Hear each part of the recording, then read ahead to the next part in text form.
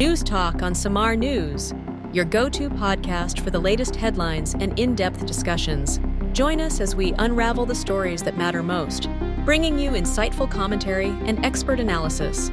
Tune in for thought-provoking conversations that spark dialogue and inspire action. Stay connected with the news that shapes our world, only on News Talk on Samar News. Okay, so like right off the bat, huge news, right? Former Philippine President Duterte arrested. Yeah, can't miss this one. No kidding. So today we are doing a deep dive on this. Absolutely. Let's get into it. We've got excerpts from this news article, all about Duterte's arrest and what happened right after. Yeah, should be interesting. Totally. And our goal today is to really help you understand what went down. Like all the reasons behind it. Exactly. Why did the International Criminal Court, the ICC, actually arrest him? What does Duterte himself have to say about it? And what does this mean for the Philippines, right? Big picture stuff. Big picture, for sure. And, can't talk about this without talking about his war on drugs. That's at the heart of all this. Definitely front and center. It's a lot to unpack, so we're going to pull out the most important and interesting parts. Yeah, makes sense of it all. Okay, so first off, what really hits you is just how fast everything happened. Right. It's crazy how quickly it all went down. The article says Duterte was arrested Tuesday, March 12, 2025. I know, right? Just landed at Manila International Airport, came in from Hong Kong. And boom, just like that. Yeah, no messing around. The reason. An ICC warrant saying he committed crimes against humanity because of his war on drugs. Heavy stuff. No kidding. And they didn't waste any time. He was put on a chartered jet straight to The Hague. Wow. Yeah. President Marcos Jr., the current president, he confirmed the arrest and said the Philippines was basically doing what it had to do legally. Yeah, following the rules. Right. After Interpol asked for it. And Interpol, just so everyone knows, it's this global group that helps police in different countries work together. Makes sense. So that tells you this is a big international law enforcement. Definitely not just a local issue. Right. But here's the thing, and the article goes into this.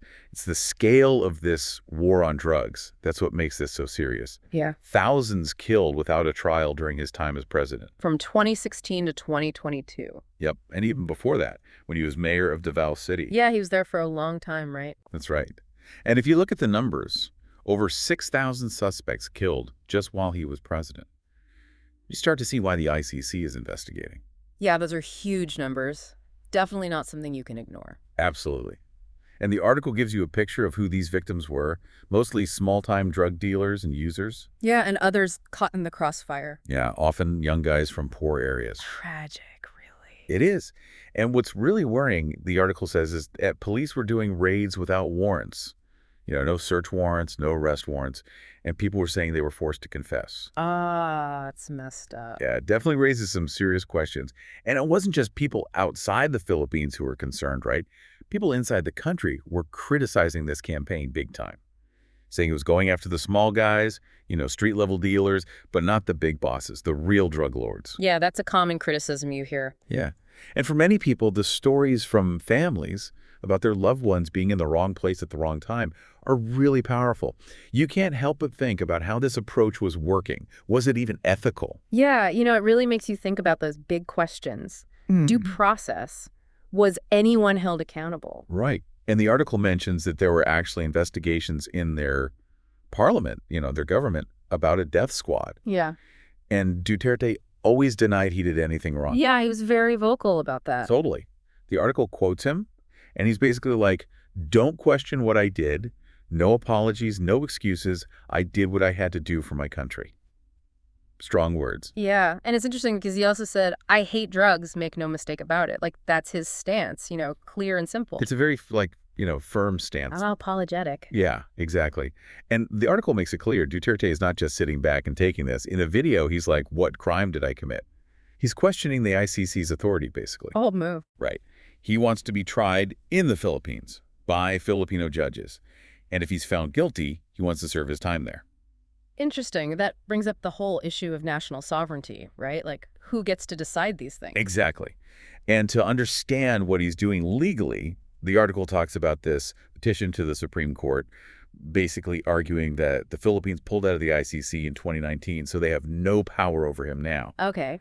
I see. But And this is important. The ICC says, hold on, we still have jurisdiction over crimes that happened while the Philippines was a member, from November 2011 to March 2019. Ah, I see where this is going. So it's all about when these alleged crimes happened. Right, and whether the Philippines leaving the ICC actually makes a difference. So, yeah, there's going to be a big legal battle over this. Definitely. This is going to be fascinating to watch unfold. For sure. And it's interesting to see how people in the Philippines are reacting, on the ground. The article talks about Duterte's supporters, how they were at the airport, sad to see him arrested. Yeah, loyal supporters. Yeah, they believe he did a lot of good for the country. It's like one supporter, Aiko Valdon, said, Duterte did a lot for our country. There's a lot of people who feel that way. Absolutely. It shows you how divided people are about him in the Philippines. Yeah, definitely a complex legacy. Totally. But the article also gives you this whole other view from human rights activists. Groups like the International Coalition for Human Rights in the Philippines, they're calling this a historic moment. A moment of reckoning. Yeah, like, finally, some accountability for what happened. The ICHRP chairman, Peter Murphy, had a really strong quote in the article. He said, Duterte's arrest is the beginning of accountability for the mass killings that defined his brutal rule. Powerful stuff. Yeah, you can really sense how much this means to them. And think about this. They had over 370 police officers there just to keep things under control. Wow. Shows you how tense things were. Yeah, definitely. People are feeling strongly about this. And there's this political scientist, Richard Hadarian, quoted in the article. He's saying this is the start of a new chapter for the Philippines in terms of like the rule of law and human rights. Interesting. Right. He also said that arresting Duterte so quickly was probably to prevent any big political chaos. Yeah, smart move. Keep things calm. Definitely. Now, here's the thing. To really understand this, you got to look at how politics is changing in the Philippines. The article talks about how the Duterte family and the Marcos family, they were allies in the 2022 elections, but things have gone sour between them. A falling out. Yeah, big time. They've got different political goals, and it's all played out in public. Sarah Duterte, his daughter, she ran as Marcos's VP, even though her dad wanted her to go for president herself. Oh, wow. Family drama. Yeah, for real. And get this. At first, Marcos didn't want to help the ICC with their investigation. But after his relationship with the Duterte family went south, he changed his tune. So politics might be influencing things here. Seems like it. Hadarian, the political scientist, he said that going after Duterte for the drug war is actually good for Marcos politically. It's all connected. It is. And the article gives you some background on Duterte. Remind you that he was mayor of Davao City for 22 years. Wow, that's a long time. I know, right? And he had a reputation for being tough on crime, which is why a lot of people liked him. Yeah, the strongman image. Exactly. The article calls him a tough-talking, anti-establishment figure. That's how he won the election in 2016. People want to change. They did. But even before he was arrested, there was a UN report that said his war on drugs was causing serious human rights problems. Yeah, there were a lot of concerns. Totally. The report talked about extrajudicial killings, police doing things they shouldn't be doing. A lot of accusations. Yeah. But the crazy thing is, despite all this, Duterte was super popular in the Philippines. The article says that when he left office in 2022, almost 9 out of 10 Filipinos thought he did a good job. That's really surprising considering everything. I know, right? But the article explains a few reasons for this. He was the first president from Mindanao, and people there have often felt ignored. He represented them. Yeah, and he spoke Cebuano, their language, so they felt a connection with him. It's like he understood them, Right. And he was kind of like, the article even calls him the Donald Trump of the East.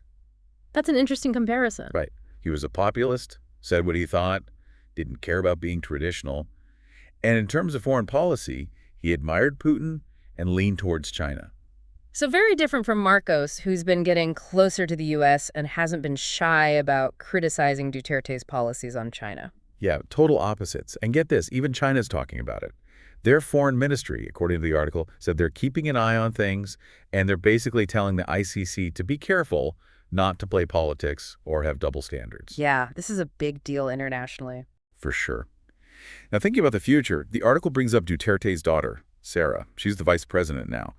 And people think she might run for president in 2028, especially since Marcos can't run again. Ah, term limits. Yep. So the Duterte family is still a force in Philippine politics. And remember, Duterte was in Hong Kong campaigning for those midterm elections coming up. He was planning to run for mayor of Davao City again. he wasn't done with politics. Nope, not at all. So to sum up, former President Duterte was arrested by the ICC for alleged crimes against humanity connected to his war on drugs. Yeah, thousands of people died during that campaign. And Duterte is fighting back. He wants to be tried in the Philippines. His supporters are with him, but human rights groups are celebrating this arrest. It's created a lot of tension, a lot of strong feelings on all sides. And politically, things are shifting in the Philippines. The Duterte-Marcos alliance is over. And Sara Duterte might be the next president. Who knows what will happen next? Right. It's such a complicated situation. You have people who truly believe Duterte brought peace and order, and they support him wholeheartedly. And then you have the families of the victims. They're demanding justice. They're hurting. And all this brings up these huge questions about international law versus a country's right to govern itself. Yeah, it's a tough one. What do you think? What does this whole case tell us about holding powerful leaders accountable for human rights abuses? Like, what does it mean for the world? It's a question we all need to think about, for sure. And specifically in the Philippines, how will this impact their politics in the years to come? Will it change how they vote? What direction the country takes? There are so many layers to this story, and we're only just at the beginning. Yeah, who knows what will happen next? Buckle up, it's going to be a wild ride. For sure. News Talk on Samar News, your go-to podcast for the latest headlines and in-depth discussions. Join us as we unravel the stories that matter most, bringing you insightful commentary and expert analysis. Tune in for a thought-provoking conversations that spark dialogue and inspire action. Stay connected with the news that shapes our world, only on News Talk on Samar News.